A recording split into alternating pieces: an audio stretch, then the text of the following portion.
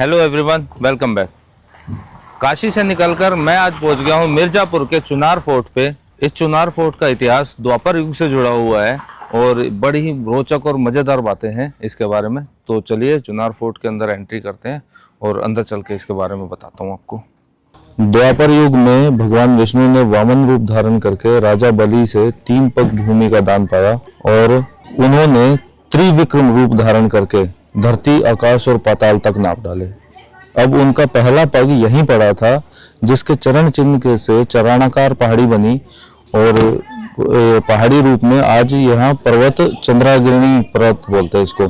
चरणाद्रि पर्वत यहीं पर स्थित है और उसी के ऊपर ये किला बनाया गया है। यह मान्यता है कि लगभग 2000 वर्ष से भी पहले उज्जैन के विख्यात सम्राट विक्रमादित्य के अर्जुन और भर्तृहरि ने संन्यास लेकर इसी स्थान को अपनी तपस्थली बनाया था और उसके बाद सूचना पाकर विक्रमादित्य ने यहाँ आकर और भृतनाथ के लिए एक महल और ये किला बनवाया। तो यह जगह अभी सोनवा मंडप भी कहलाती है और 1722 में ईस्ट इंडिया कंपनी ने औपचारिक कब्जा पाकर इसको अपनी फौज और शस्त्रागार का ठिकाना बनाया। 1781 में काशी राजा चेत सिंह के विद्रोह के समय वारेन हेस्टिंग की सुरक्षा की दृष्टि से इस किले में आकर कुछ समय रहे और उनके आवास के पास इसी समय बनी सूरज की घड़ी देखने लायक है। 1791 में यह किला ब्रिटिश सेना के विकलांग सैनिकों के मुख्यालय के रूप में बनाया गया था और उसके बाद फिर 1815 से 19वीं सदी तक इसे राजकीय बंदियों के कारागार के रूप में प्रयोग किया गया।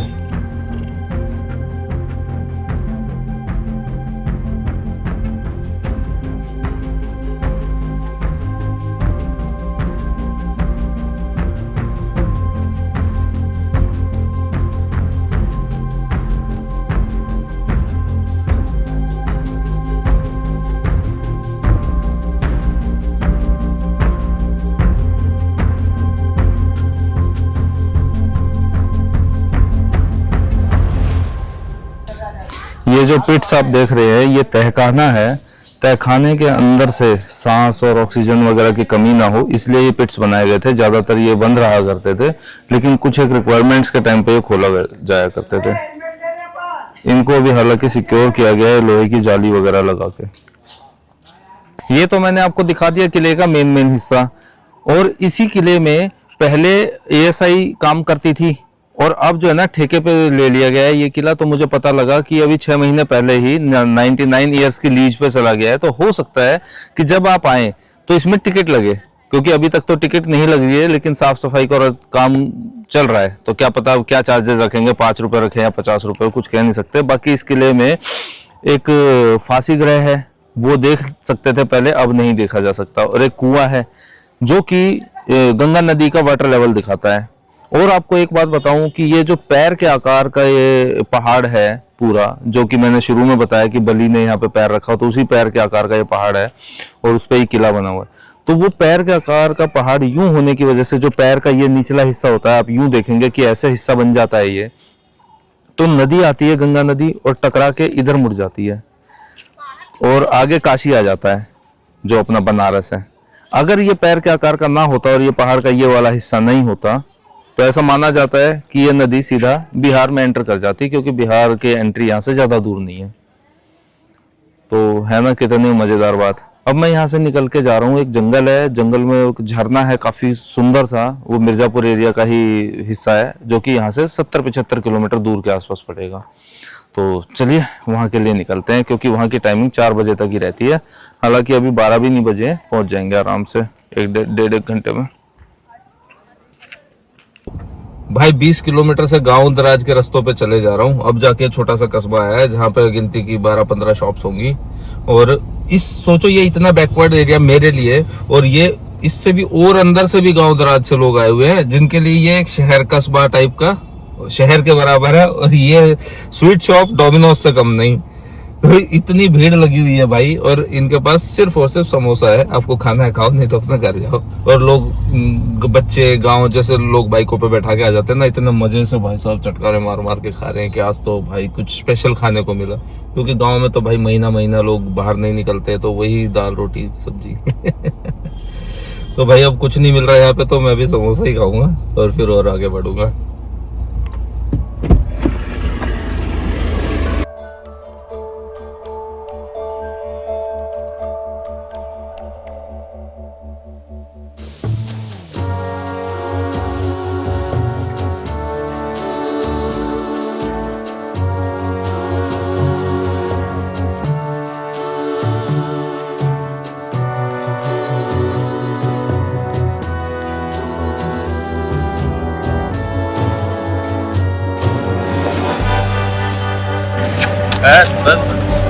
अरे तेरे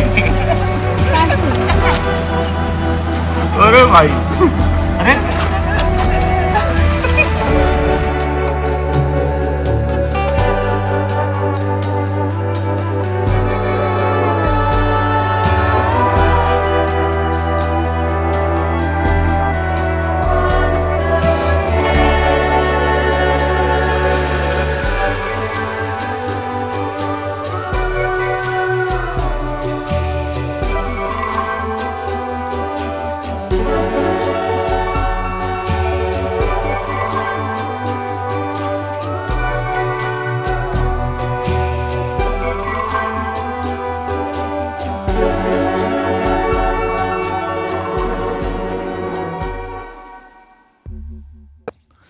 मिर्जापुर का नाम सुन के जो आपके दिमाग में एक इमेज क्रिएट होती है ना कि यहाँ गुंडागर्दी है, माफिया है, भोकाल है उनका, तो भाई वो था किसी टाइम पे, अभी छोटा मोटा कुछ रह गया है, इतना नहीं है।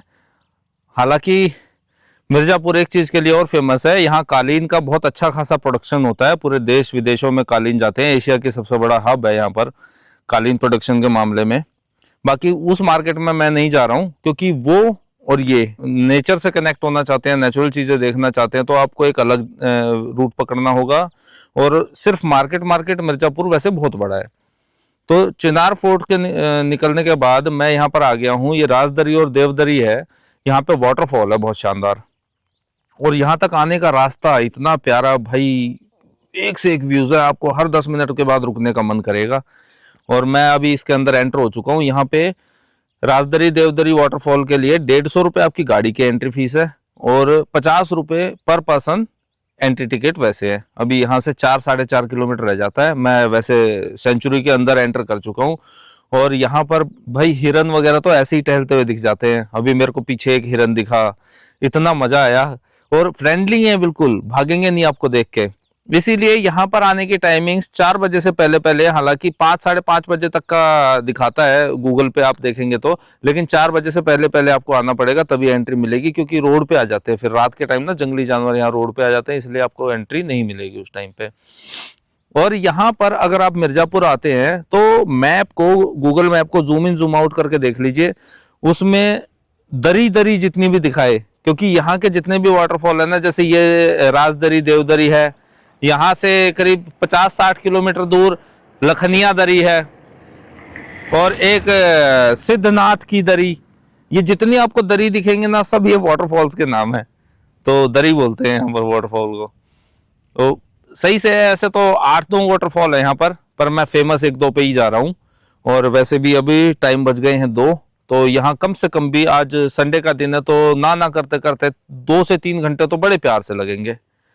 और बाकी तो यार सफर इतना बढ़िया है, जंगल में आप घूमो फिरो। पता नहीं, लोग जैसे दिल्ली के आसपास रहने वाले लोग जब भी कुछ होता है तो पहाड़ों की तरफ भागते हैं। चलो एक अच्छी बात है, पहाड़ यहाँ पर भी हैं, लेकिन बरसात के टाइम पे इतने सारे हादसे हो जाते हैं ना, जैसे उत्तराखंड हिमाचल में। तो मैं सजेशन अपना देना चाहता हूँ लोगों को कि वहां ना जाके आप वाराणसी आइए, वाराणसी भी घूम सकते हैं। थोड़ा सा टाइम आपका एक्स्ट्रा लगेगा, लेकिन भाई उसके बाद वाराणसी घूमने के बाद आप मिर्जापुर और इसके आसपास के एरियाज घूमें, बहुत प्यारे हैं सच में। और ये पूरा इतना घना जंगल है, अभी देख के मजा आ रहा है। सोचो बरसात के टाइम पे ये कितनी प्यारी फील देता होगा। चलिए आगे बढ़ते हैं, वाटरफॉल पे चलते हैं।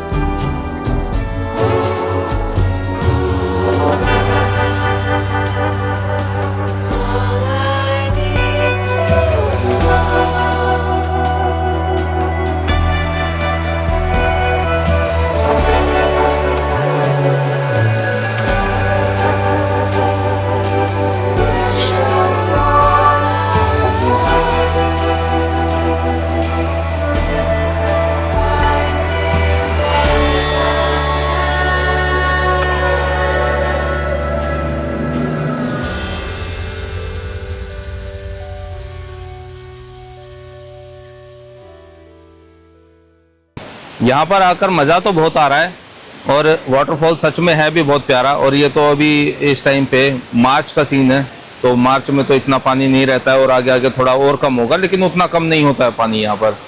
बाकी आप दिसंबर, जनवरी, फरवरी, मार्च आ जाइए और बरसात के सीज़न में आप यहाँ आइए, बरसात में और भी प्यारा दिखता है। लेकिन इसमें वाटरफॉल में नीचे जाने के लिए कोई रास्ता नहीं है, आप ऊपर से ही एंजॉय करेंगे। और ये ऊपर की तरफ एक रास्ता और है और उधर भी कोई एक बना हुआ है मचान टाइप का, वहाँ भी आप जा सकते हैं। मतलब अलग अलग व्यू से, अलग अलग डायरेक्शन से आप इसको वाटरफॉल को देख सकते हैं, बहुत प्यारा लग रहा है।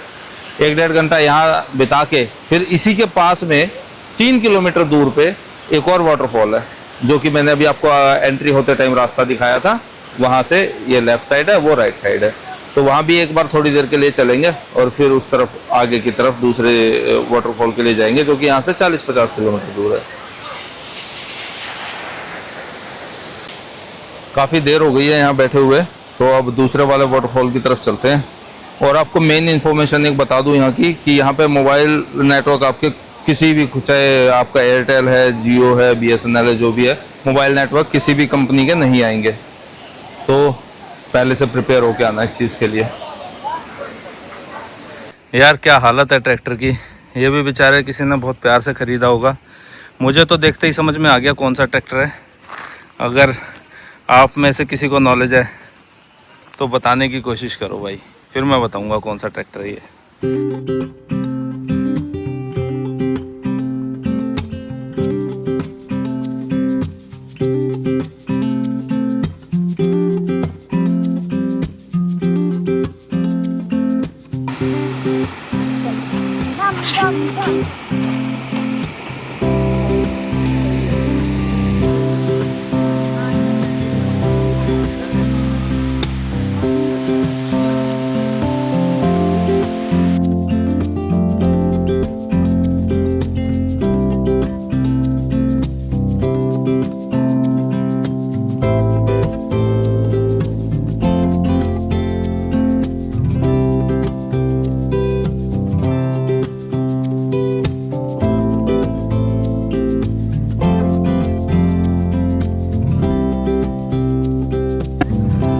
तो जी वाटरफॉल है तो बड़ा मज़ेदार, और यहाँ पर कोई रोक टोक भी नहीं है, कोई फोटो नहीं खींचना या कुछ है। बस एक ही चीज़ की रोक टोक है कि यहाँ गंदगी ना फैलाएं और जंगली जानवरों को आप खाना मत दो, क्योंकि वो उससे बिगड़ते हैं फिर।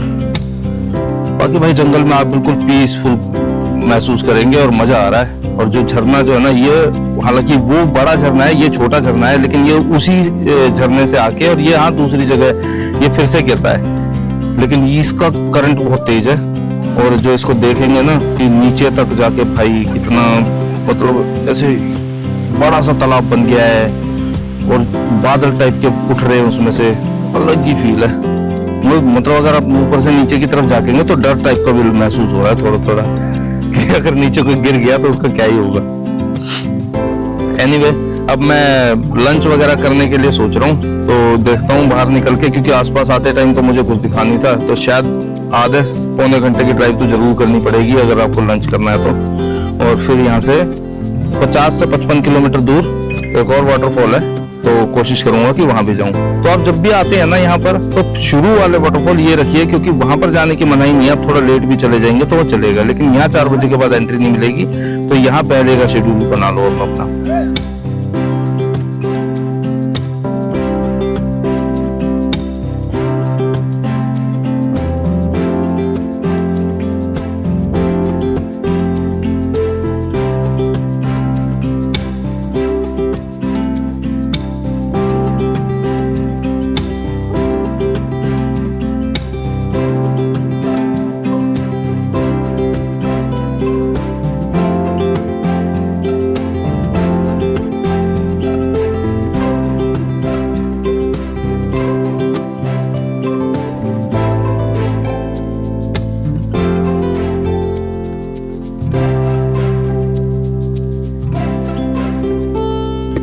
जैसे जैसे मैं यूपी के बॉर्डर की तरफ जाता जा रहा हूँ और छत्तीसगढ़ के पास बढ़ रहा हूँ, भाई लैंडस्केप्स चेंज हो गए बिल्कुल, और एक से एक मज़ेदार जगह आ रही हैं। और मैं भी हाईवे से निकलकर कहीं भी गाड़ी घुसा देता हूँ और उसी में फील आ जाती है। अब यहाँ से थोड़ी सी दूर एक फोर्ट है, करीब 1 किलोमीटर दूर, लेकिन रास्ता तो बंद है क्योंकि आगे भी पानी पूरा रोड पे आ चुका है। फिर भी कोशिश करता हूँ गाड़ी निकालने की।